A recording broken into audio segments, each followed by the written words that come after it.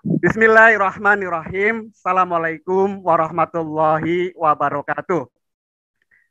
Bismillah, alhamdulillah, la haula wala quwata illa billah, amma ba'du. Sahabat-sahabat saya yang baik hatinya, yang saya hormati Ustadz kita, Ustadz Salim. Senang Pak Ustadz berkenan membersamai kita pada sore hari ini. Yang saya hormati Pak Presiden, Dr. Zaki, juga kawan-kawan semua yang telah meluangkan waktunya untuk menghadiri acara kita pada sore hari ini. Doa saya mudah-mudahan teman-teman yang hadir pada kesempatan kali ini mendapatkan kemuliaan dari Allah Subhanahu wa taala, selalu sehat, diberikan kekuatan, kebahagiaan, rizki yang melimpah insya Allah ya. Allahumma amin. Di Bekasi tempat saya tinggal, alhamdulillah suasananya cerah. Mudah-mudahan ini juga secerah nasib dan keberuntungan kawan-kawan semua. Kalau saya perhatikan, mungkin juga teman-teman pantau, pada 2 minggu terakhir setelah Agustusan, di tempat kami beberapa sekolah udah mulai offline ya. Walaupun mungkin sistem shift. Demikian juga roda ekonomi sudah mulai berjalan. Beberapa kompleks yang sebelumnya sempat di rantai, di lockdown juga sudah mulai dibuka. Mudah-mudahan ini akan semakin membaik dan bisa dipertahankan sehingga kita bisa normal kembali dengan kualitas yang tentu saja jauh lebih baik. Tetapi kawan-kawan sekalian, kalau kita refleksi pada 1,5 tahun yang lalu ketika awal mula COVID ini muncul, betapa kasusnya pada orang yang tidak kita kenal, ya kan? Kemudian beberapa minggu kemudian muncul, ternyata teman sekolah kita. Terus kemudian teman kuliah kita. Ternyata teman seprofesi kita. Ternyata teman kerja kita juga kena. Ternyata tetangga kita. Bahkan sampai kemudian kepada saudara kita, bahkan kita sendiri terpapar COVID. Banyak korban berjatuhan, termasuk kawan-kawan kita tenaga kesehatan. Oleh karena itu, pada kesempatan kali ini, kita nanti juga berdoa mudah-mudahan kita semua yang sehat terus disehatkan oleh Allah, yang sakit segera disembuhkan, dan yang telah mendahului kita mudah-mudahan husnul khotimah, mendapatkan tempat yang terbaik di sisi Allah Subhanahu wa taala.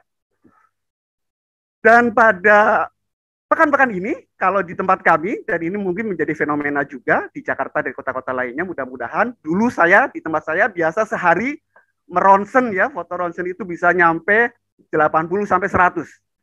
Alhamdulillah sekarang tinggal 1 atau 2 saja seharinya ya di pasien yang spesialis COVID-nya. Mudah-mudahan sama. Ya, kita sudah berkorban jiwa, raga, pikiran, harta gitu ya. Maka marilah momentum kemerdekaan kita bermunajat kepada Allah Subhanahu wa taala karena kita punya keyakinan, punya iman bahwa Allah adalah Maha Rahim, Rahman, kasih dan sayang, dan ud'uni astajib lakum, berdoalah maka akan Allah kabulkan. Maka mudah-mudahan kita mengetuk langit, kita memohon kepada Allah, kita diberikan kesehatan, kekuatan, dan kesejahteraan. Terima kasih kepada kawan-kawan semua, mudah-mudahan membawa manfaat untuk kita. Dan kalau memang benar ini membawa dampak kebaikan, mudah-mudahan acara ini bukan acara yang terakhir, bisa kita lanjutkan di edisi-edisi berikutnya. Mudah-mudahan dengan segala kesiapan yang sudah kita upayakan, apabila ada kekurangan kami mohon dimaafkan. Saya kira demikian. Selamat mengikuti webinar. Terima kasih. Assalamualaikum warahmatullahi wabarakatuh. Alhamdulillahi haqqa hamdih, alhamdulillahi hamdan katsiran tayyiban mubarakan fi, nahmaduhu wa nasta'inuhu wa nastaghfiruhu wa nastahdihi wa natubu ilaih, wa la na'budu illa iyyahu wa natawakkalu alaih. Allahumma fasalli wa sallim wa barik ala sayyidina wa habibina wa syafi'ina wa maulana Muhammad wa ala alihi wa ala ashabihi wa dzurriyyatihi wa man sara ala nahjihi wa sanna bisunnatihi wa ihtada bihadihi ila yaumil liqa'i rabbih, amma ba'd. Hadratal mukarramin yang kami hormati, Dr. Ahmad Zaki selaku Ketua Umum PARI, yang kami hormati Bapak Mas Hari Ali Misri selaku Ketua PARI Jaya, yang kami hormati Dr. Dwi Oktavia atau yang mewakili selaku perwakilan dari Dinas Kesehatan DKI Jakarta yang kami hormati, Pak Asa Fernando, moderator kita, dan seluruh hadirin hadirat dari para tamu undangan. Tadi disebutkan ya dari Insani Pro kami, dari berbagai profesi tenaga kesehatan, selain dari para radiografer, tentu ada dari anestesi, ada dari farmasi, ada dari berbagai bidang. Barakallahu fikum. Puji syukur kita haturkan kehadirat Allah Subhanahu wa taala atas limpahan karunia-Nya. Kita dihimpun di dalam majelis ilmu meskipun hanya secara daring, secara online. Insya Allah tidak mengurangi semua keutamaan bermajelis ilmu yang bisa kita raih dari sisi Allah Subhanahu wa taala. Semoga setiap langkah yang kita tempuh hari ini, Bapak Ibu, dinilai oleh Allah sebagai pemudah jalan kita semua menuju ke surga. Apalagi Bapak Ibu yang kemudian senantiasa berada di garis depan penanganan pandemi, dalam jihad, dalam perjuangan, menyelamatkan nyawa sesama yang menyelamatkan satu nyawa saja dianggap oleh Allah Subhanahu wa taala faka'annama ahyan nasa jami'ah, seperti menghidupkan seluruh manusia, seperti menjaga seluruh kehidupan. Dan duduk kita semua sore hari ini semoga termasuk taman di antara taman-taman surga, tempat Allah mencurah-curahkan rahmat-Nya, menaungkan sayap-sayap malaikatnya, menurunkan sakinah ke dalam hati kita, dan menyebut-nyebut nama kita semua dengan bangga pada makhluk-makhluk mulia yang ada di sisinya. Hadirin dan hadirat yang dimuliakan oleh Allah Subhanahu wa taala, kita pertama-tama menyadari bahwa tidak ada satupun yang terjadi di muka bumi, dari peristiwa-peristiwa yang besar sampai daun yang jatuh ataupun embun yang menetes, kecuali telah tertulis di sisi Allah Subhanahu wa taala sesuai dengan ketetapan yang ada di sisinya di Lauhil Mahfudz. Allah Subhanahu wa taala menyatakan ma asaba min musibatin, tidak ada satupun peristiwa yang menimpa bagi setiap yang ada dalam semesta ciptaan Allah Subhanahu wa taala illa fi kitabim min qabli an nabra'aha, kecuali telah tertulis di sisi Allah Subhanahu wa taala di suatu kitab yang terjaga sebelum Allah Subhanahu wa taala lalu menetapkan dan menjadikan sebab bagi terjadinya. Wa may yu'min billahi yahdi qalbah. Dan Allah Subhanahu wa taala memberikan satu kata kunci penting, yakni sesiapa beriman kepada Allah Subhanahu wa taala, Allah yang akan memberi petunjuk kepada hatinya. Memberi petunjuk untuk menghadapi dengan sikap terbaik dan memanfaatkan celah-celah untuk mendapatkan kebaikan yang paling banyak. Hadirin hadirat yang dimuliakan oleh Allah Subhanahu wa taala, kita ridha kepada Allah Subhanahu wa taala atas segala ketetapannya. Karena kunci kebahagiaan kita, kunci kelimpahan kita, kunci arah hidup kita yang jelas ada dalam keridhaan kita kepada ketetapan Allah, keridhaan kita kepada pembagian Allah, keridhaan kita kepada aturan Allah Subhanahu wa taala.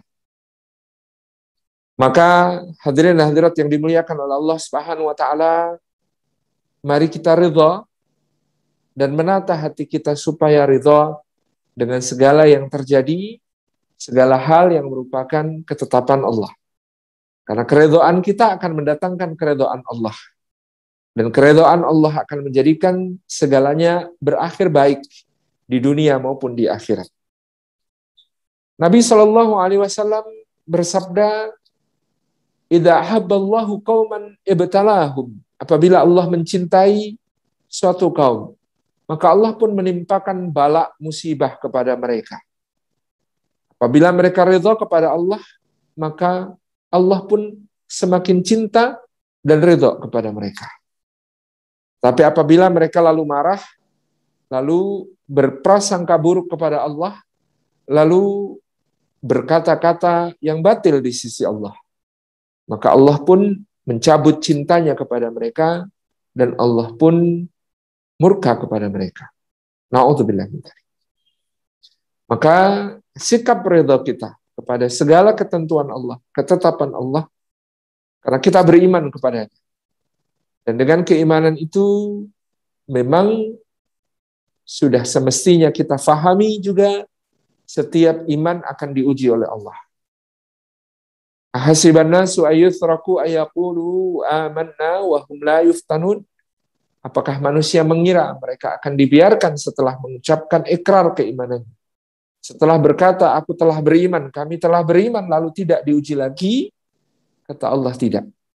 Pasti kami akan menimpakan bala ujian kepada mereka. Sampai Allah mengetahui manakah orang yang keimanannya benar. Padahal Allah Maha tahu, yakni Allah menegakkan hujjah, mempertunjukkan manakah orang-orang yang imannya benar. Dan manakah orang-orang yang pengakuannya tentang keimanannya adalah palsu semata-mata. Bentuk ujian itu ditujukan oleh Allah Subhanahu wa taala untuk mengangkat derajat, memuliakan orang-orang yang beriman. Maka Allah Jalla Jalaluh berfirman, A'udzubillahi minasyaitonir rajim. وَلَنَبْلُوَنَّكُمْ بِشَيْءٍ مِّنَ الْخَوْفِ وَالْجُوعِ وَنَقْصٍ مِّنَ الْأَمْوَالِ وَالْأَنفُسِ وَالثَّمَرَاتِ وَبَشِّرِ الصَّابِرِينَ الَّذِينَ إِذَا أَصَابَتْهُم مُّصِيبَةٌ قَالُوا إِنَّا لِلَّهِ وَإِنَّا إِلَيْهِ رَاجِعُونَ أُولَٰئِكَ عَلَيْهِمْ صَلَوَاتٌ مِّن رَّبِّهِمْ وَرَحْمَةٌ وَأُولَٰئِكَ هُمُ الْمُهْتَدُونَ وَلَنَبْلُوَنَّكُمْ. Huruf wawu di sini diikuti wazan lanaf'alanna, kata para ulama, wazan lanaf'alanna menjadikan huruf wawu yang ada di depannya bukanlah wawu ataf, bukanlah wawu penyambung yang bisa diterjemahkan dan ataupun atau, bukan pula wawu nida atau wawu yang menandai panggilan kepada seseorang. Tetapi wawu di sini diikuti wazan lanaf'alanna, maka berarti sebuah sumpah, sebuah qasam dari Allah Subhanahu wa taala. Allah bersumpah, demi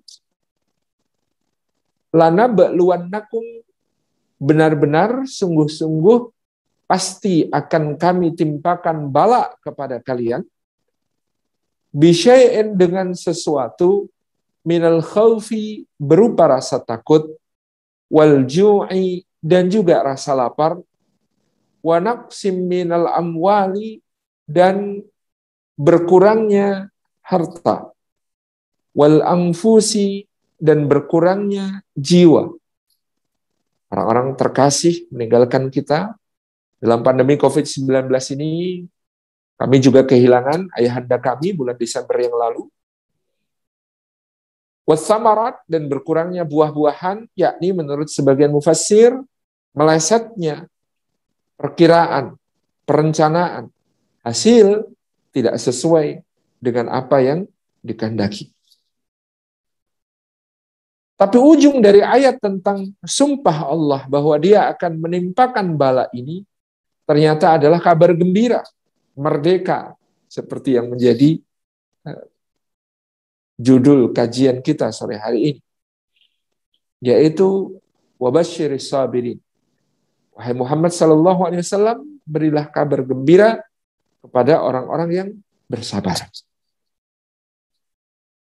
Siapakah orang-orang yang bersabar itu, dan kabar gembira macam apa yang akan mereka dapatkan nanti? Orang-orang yang sabar itu alladzina idza asabathum musibah. Orang-orang yang ketika ditimpa cobaan, bala, bencana dari Allah Subhanahu wa taala, qalu, mereka mengatakan, inna, sesungguhnya kami lillahi, adalah miliknya Allah Subhanahu wa taala. Wa inna, dan sesungguhnya kami ilaihi, kepada Allah, raji'una, akan kembali. Ulaika, yang demikian itu adalah alaihim, atas mereka, salawatum min rabbihim, terdapat jaminan kebaikan dari Allah Subhanahu wa taala, wa rahmah, dan juga kasih sayangnya. Wa ulaika, dan yang demikian itulah orang humul muhtadun, mereka adalah orang-orang yang selalu mendapatkan bimbingannya Allah Subhanahu wa ta'ala.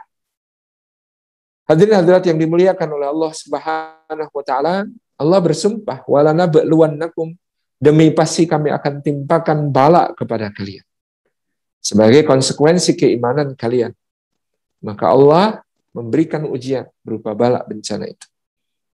Bisyai'in, dengan sesuatu. Makna sesuatu adalah kecil, sedikit. Seberapa batasnya? La yukallifullahu nafsan illa wus'aha. Sebenarnya Allah tidak akan membebani satu jiwa dengan ujian yang tidak mampu ditanggungnya. Dia hanya akan mendapatkan ujian bala bencana sesuai dengan kesanggupannya. Maka bisyai'in, dengan sesuatu yang tidak melebihi kemampuannya. Minal khawfi, dalam bentuk bisa jadi rasa takut. Dalam masa-masa pandemi, betapa takutnya kita akan kehilangan orang-orang yang kita cintai. Betapa takutnya kita akan penularan yang semakin luar biasa dahsyat. Bagi tenaga kesehatan tentunya ada rasa takut, khawatir tentang kolapsnya fasilitas kesehatan. Sebagai tenaga kesehatan barangkali juga ada kekhawatiran ketika pulang berjumpa dengan keluarga, masih membawa sesuatu yang bisa membahayakan mereka dari rumah sakit tempatnya bertugas. Sebagai nakes tentu saja ada dalam ancaman terpapar setiap saat di garis depan ketika menangani pandemi. Minal khauf, dan wajar, itu adalah bagian dari ujiannya Allah, berupa rasa takut. Walju', dan rasa lapar. Saya telah menyaksikan bagaimana banyak di antara saudara-saudara kita terdampak dalam pandemi COVID-19 ini, bukan cuma secara medis, tetapi juga secara finansial. Ada orang-orang yang kena PHK, kehilangan pekerjaan. Ada orang-orang yang tidak bisa melangsungkan usahanya karena aturan ya tentang interaksi sosial, berkerumun, berkumpul, keramaian, dan lain sebagainya, membuat mereka memang tidak bisa berbuat apa-apa. Karena profesi mereka berkaitan dengan itu. Ada orang-orang yang penghasilannya secara harian terpaksa betul-betul tidak berpenghasilan. Ada pengusaha-pengusaha yang kehilangan omsetnya, drop sampai tak bersisa sama sekali. Ada orang-orang yang usahanya tidak berjalan, dan seterusnya. Walju', dan rasa lapar itu bisa menghantui bagi orang-orang yang memang betul-betul tidak memiliki alternatif. Wa naqsi minal amwal, dan berkurangnya harta. Jelas ada orang yang sudah harus menggerus tabungannya untuk konsumsi sehari-hari. Bahkan menjual barang-barang pribadi ataupun simpanan-simpanan yang dia rencanakan untuk masa depan.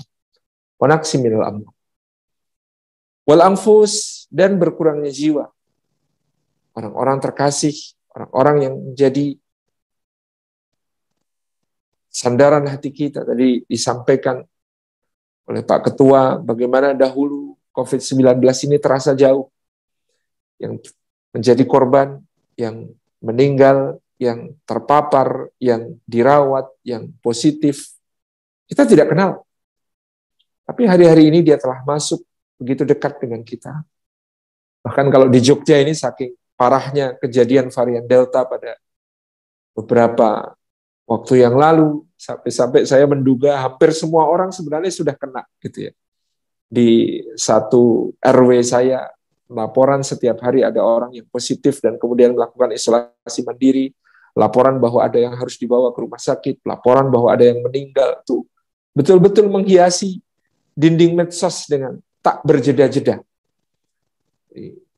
Kalau di DKI Jakarta mungkin vaksinasi sudah begitu suksesnya, tadi dilaporkan oleh Ibu dari Dinkes ya. Kami di sini masih berjibaku, masih luar biasa yang harus ditempuh ke depannya seperti apa. Satu kehilangan yang tidak tergantikan. Seperti yang saya singgung tadi,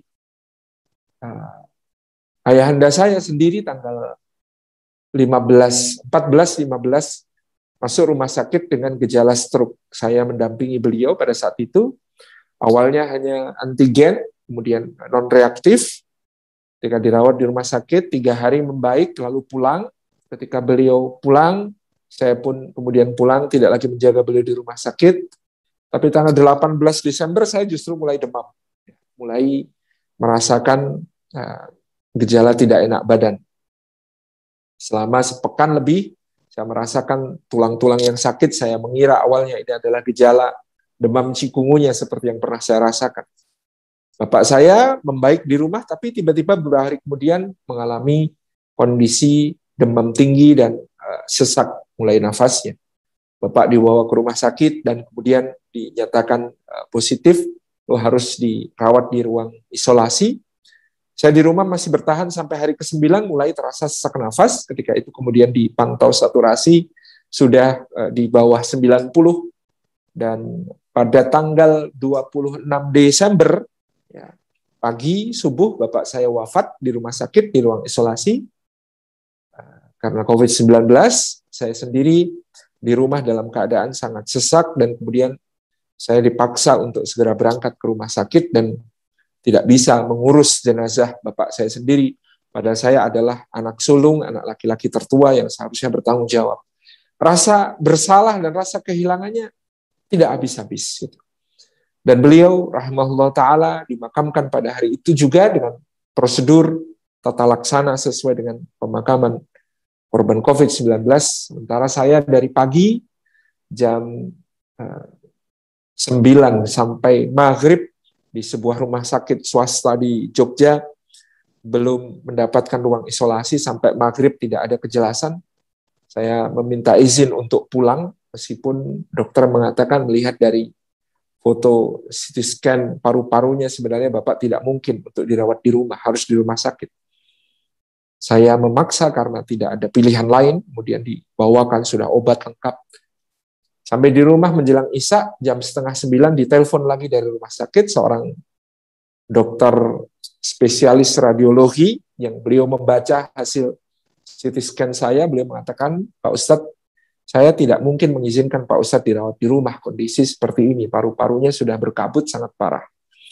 Coba sekarang dicek saturasi berapa. Saat itu, meskipun sudah menggunakan oksigen di rumah, saya mengecek saturasi, ya pas datang ke rumah sakit 83, pada saat itu 86. Saya kemudian diminta, pokoknya harus segera ke rumah sakit. Jam 10 malam di rumah sakit, belum dapat tempat, bahkan di IGD pun penuh. Sampai kemudian jam setengah 1 dini hari baru bisa masuk IGD, baru setelah itu jam setengah 4, alhamdulillah mendapatkan ruang perawatan. 9 hari dirawat di rumah sakit, kemudian bisa pulang, isolasi mandiri. Pada waktu itu ketika di rumah sakit, jadikan penyemangat adalah ibu saya. Saya membayangkan ibu saya kehilangan bapak, dan ini kondisi putra sulungnya ada di rumah sakit, di ruang isolasi. Maka begitu dokter visit pada pagi harinya, saya langsung mengatakan, Dok, upaya apa yang bisa saya lakukan supaya saya bisa ikhtiarkan maksimal untuk semoga Allah karuniakan kesembuhan. Beliau mengatakan, makan cukup, siap, makan cukup. Obat semua harus dikonsumsi dan kemudian tahan sakitnya kalau ada obat yang dimasukkan melalui infus dan itu mungkin terasa sakit. Siap, insya Allah. Terus apa lagi? Bapak bisa proning? Proning itu apa? Dijelaskan. Kemudian saya lakukan. Berapa lama dalam sehari saya harus melakukan proning ini? Kalau bisa semaksimal mungkin. Sampai kemudian saya hitung ya lebih dari 12 sampai 14 jam selama masa dirawat di rumah sakit itu, dan setiap kali makan saya foto sisa piringnya yang bersih, saya kirim ke ibu, saya kirim ke istri, saya kirim ke anak-anak, ya, untuk memberikan semangat pada mereka bahwa di sini ini berusaha untuk sembuh, insya Allah semangat untuk sembuh, dikarunia Allah Subhanahu Wa Taala semangat untuk sembuh, makan dihabiskan, kemudian ya, kalau bisa selfie sambil senyum, kirim selfie sambil senyum. Luar biasa mungkin kita saling menguatkan. Dan ketika pulang, 13 hari di rumah, di swab lagi ternyata masih positif, dan dia harus menambah lagi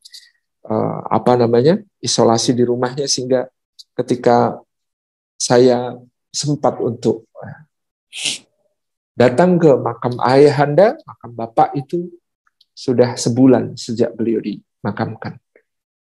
Satu kehilangan yang luar biasa, dan itu terasa sekali. Apalagi kemarin di bulan Juni dan Juli yang lebih peak lagi penyebaran dan paparan yang kemudian mengakibatkan fasilitas kesehatan begitu kerepotan. Kita bisa membayangkan bagaimana jihadnya teman-teman nakes mengerahkan segenap kemampuan di tengah kondisi yang karut-marut seperti itu. Saya pun lagi-lagi kehilangan beberapa sahabat yang sangat dekat, yang sangat baik di masa-masa yang berat itu. Wasamarat, dan ya semua hal yang kita rencanakan banyak yang kemudian harus dipaksa untuk disesuaikan. Semua planning kita terpaksa harus disesuaikan. Semua perencanaan kita harus ditata ulang, menyesuaikan dengan kondisi pandemi ini. Tapi ayat ini terus memberikan optimisme kepada kita untuk merdeka dari pandemi dengan mengatakan wabasyiris sabirin, kata Allah, berikan kabar gembira itu kepada orang-orang yang sabar. Karena kabar gembira yang betul-betul kabar gembira disebabkan oleh kesabaran, dan kesabaran hanya bisa muncul dari keimanan. Maka kita semua bersyukur dalam kondisi yang berat, dalam kondisi yang termusibah, dalam kondisi kehilangan, dalam kondisi kesempitan, dalam kondisi kesusahan, duka cita, Allah Subhanahu wa Ta'ala memberikan kabar gembira luar biasa dalam Al-Quran. Yang pertama, cinta. Kita begitu senang kalau ada orang cinta kepada kita. Kita begitu bahagia kalau ada orang sayang kepada kita. Ada yang mengatakan I love you, begitu membanggakan. Maka betapa lebih berbahagia orang-orang yang sabar dalam musibah ini. Karena yang mengatakan demikian adalah Allah Subhanahu wa Ta'ala. Wallahu yuhibbus sabirin, dan Allah cinta kepada orang-orang yang sabar. Yang berikutnya, kebersamaan, pendampingan, kesertaan yang tidak pernah lepas, yang tidak pernah meninggalkan kita. Kita senang kalau ada orang yang mengatakan kepada kita, aku akan selalu di sisimu, aku akan selalu bersamamu. Dan kepada orang-orang yang sabar, Allah berjanji, innallaha ma'as sabirin. Sesungguhnya Allah beserta dengan orang-orang yang sabar, tidak pernah meninggalkan mereka. Yang ketiga, kita berbahagia karena honorarium dari Allah Subhanahu wa Ta'ala pada ibadah yang bernama sabar, pada ketaatan yang bernama sabar adalah bighairi hisab, tanpa hitungan, tanpa batas, unlimited. Kita begitu senang kalau mendapatkan bonus yang unlimited. Dan ini wa innama yuwaffas sabiruna ajrahum bighairi hisab. Hanya saja orang yang sabar itulah disempurnakan pahala mereka tanpa batas hitungan di sisi Allah Subhanahu wa Ta'ala. Tanpa batas. Kata para ulama, hanya ada 3 amalan dalam Quran maupun Sunnah yang disebut pahalanya tanpa batas. Dan semuanya berkaitan dengan kesabaran. Yang pertama, sabar itu sendiri. Yang kedua, ibadah puasa karena Allah. Yang ketiga, memaafkan sesama. Itu semuanya pahalanya tanpa batas. Dan Bapak Ibu yang dirahmati oleh Allah, belum cukup itu. Bagi orang-orang yang sabar, kelak ketika memasuki surganya Allah Subhanahu wa Ta'ala, terdapat sambutan khusus sebagai VVIP. Tidak ada amalan yang lain yang mendapatkan sambutan khusus seperti amalan sabar ketika orang-orang yang sabar ini memasuki surga. Allah Subhanahu wa Ta'ala menyatakan dalam Al-Quran bahwa ketika orang-orang yang memiliki amalan sabar ini masuk surga, maka diserukan kepada mereka, salamun alaikum bima sabartum. Salam sejahtera atas kalian disebabkan kalian telah bersabar dalam kehidupan di dunia. Tidak ada amal yang lain yang memiliki keistimewaan seperti ini, mendapatkan sambutan yang khusus seperti ini. Masih lagi ditambah kabar gembira itu dengan apa yang termaktub di ujung ayat, yang sedang kita bicarakan ini adalah ulaika alaihim salawatum min rabbihim wa rahmah. Mereka itu adalah orang-orang yang mendapatkan salawat, jaminan kebaikan dari sisi Allah. Wa rahmah, dan juga mendapatkan kasih sayang Allah. Ulaika humul muhtadun, demikian itulah mereka juga orang-orang yang senantiasa mendapatkan bimbingan dari Allah Subhanahu wa taala. Hadirin hadirat yang dimuliakan oleh Allah Subhanahu wa taala, wa basyiris sabirin, dan berikan kabar gembira kepada orang-orang yang sabar. Telah kita sebutkan kabar gembira. Tapi bagaimana perwujudan dari sabar itu di dalam implementasinya? Pertama-tama muntolaknya adalah sebuah kesadaran. Di sini Allah menjelaskan siapakah orang sabar itu, alladzina idza asabathum musibah, yaitu orang-orang yang apabila mereka ditimpa musibah dari Allah, qalu, mereka mengatakan, inna lillahi, sesungguhnya kita ini milik Allah, kepunyaan Allah. Kalau kita milik Allah, terserah Allah mau diapakan, karena kita miliknya.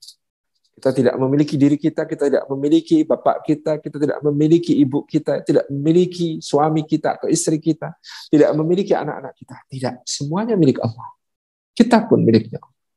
Terserah Allah mau diapakan. Tetapi kita yakin Allah memberi kita yang terbaik. Sebab Allah yang menetapkan takdir kita. Allah yang mengatur semua ketetapannya untuk kita jalan. Adalah Allah yang satu, maha tahu, tidak pernah bodoh. Yang menetapkan takdir kita ini adalah Zat yang maha tahu, yang tidak ada satupun hal tersembunyi dari. Kita tenang. Jangan-jangan kalau ditakdirkan begini nanti begini. Ya, kalau Allah nggak tahu bahwa kita akan begini gimana? Enggak. Allah maha tahu. Yang kedua, karena Zat yang menetapkan takdir kita ini adalah Allah Al-Haq, Zat yang maha benar, yang tidak pernah keliru. Karena dia adalah Zat yang maha benar, dia tidak pernah keliru. Tenanglah karena takdir kita ditulis dan ditetapkan oleh Zat yang maha benar, tidak pernah keliru. Tidak ada yang salah dalam takdir yang harus kita lewati. Yang ketiga, kita yakin bahwa yang menetapkan takdir kita adalah Allah, Zat yang maha adil, yang tidak pernah berbuat zalim kepada hambanya. Kita tenang karena dia yang menetapkan takdir ini, Zat yang maha adil, tidak pernah menganiaya dan menzalimi hambanya. Aman. Dan yang keempat, kita tahu Zat yang menetapkan takdir kita ini adalah Zat yang maha bijaksana, yang tidak pernah sembarangan.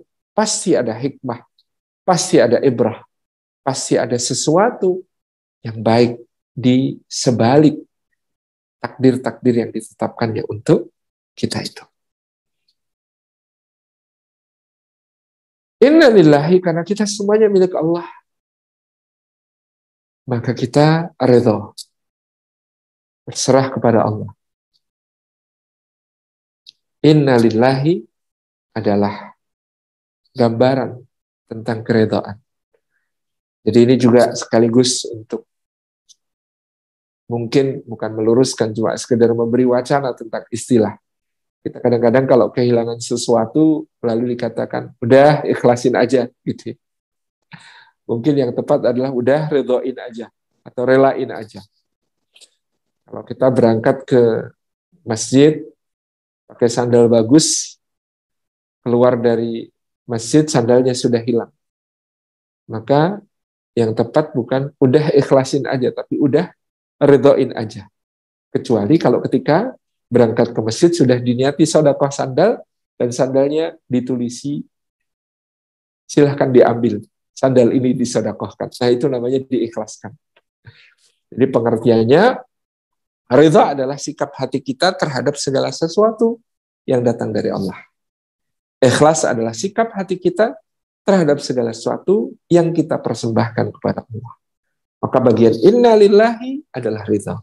Tetapi wa inna ilaihi raji'un, dan kepada Allah lah kita akan kembali, menunjukkan keikhlasan. Kepada Allah lah kita akan kembali membawa amal-amal kita untuk mempertanggungjawabkannya di sisi Allah. Maka itu adalah sebuah keikhlasan. Ikhlas kembali kepada Allah. Ikhlas untuk menunaikan ketaatan-ketaatan. Kita jaga di setiap bagian dari hidup kita.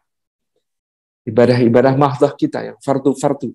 Puasanya, salatnya, sedekahnya, yakni zakat, dan lain sebagainya. Tunaikan. Kita ikhlaskan. Kita tunaikan setiap ikhtiar kita dalam berjuang di tengah pandemi ini.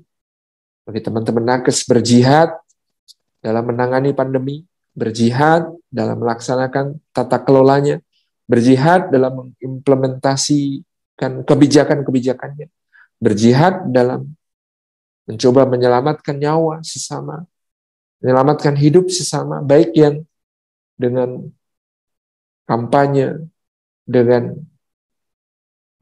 bersifat promotif tentang protokol kesehatan, promotif tentang menjaga kesehatan, menjaga imunitas tubuh, promotif tentang bagaimana menangani ya, yang sedang isolasi mandiri, promotif tentang berbagai hal, sampai kemudian pada penanganan-penanganan kuratif dari sejak penegakan diagnosis sampai kemudian terapi-terapi yang diberikan. Semuanya diniatkan wa inna ilaihi raji'un, kepada Allah Subhanahu wa taala untuk kembali dan kelak mendapatkan balasan atas apa yang dilakukan dalam kehidupan dunia.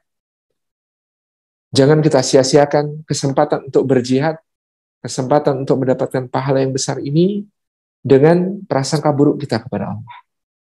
Dengan hati yang tidak ridha kepada Allah. Dengan sikap-sikap, kata-kata yang mengundang bukan keridhaan Allah. Terus berjalan dan berjuang dalam kesulitan-kesulitan ini, dan cobalah raih kebaikan sebesar-besarnya.